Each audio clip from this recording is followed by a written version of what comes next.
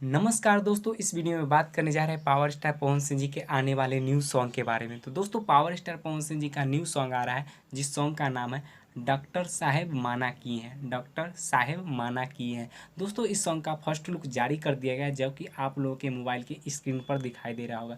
दोस्तों, इस सॉन्ग को टीएफ कंपनी से रिलीज किया जाएगा, टीएफ भोजपुरी यूट्यूब चैनल से रिलीज किया जाएगा। दोस्तों, सॉन्ग काफ़ी ज़बरदस्त होगा और काफ़ी कमाल का होगा। दोस्तों, सॉन्ग का फर्स्ट लुक भी काफ़ी ज़बरदस्त है और काफ़ी कमाल का इसका फर्स्ट लुक जारी किया गया है।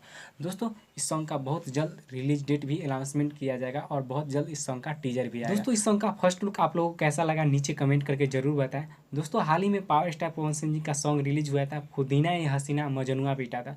दोनों सॉन्ग काफ़ी ज़बरदस्त था और काफ़ी कमाल का था। पुदीना हसीना काफ़ी ज़बरदस्त था और कॉमेडी वीडियो टाइप का सॉन्ग था, जो कि म्यूजिक सेक्शन में ट्रेंडिंग में भी बहुत दिन ट्रेंड किया था।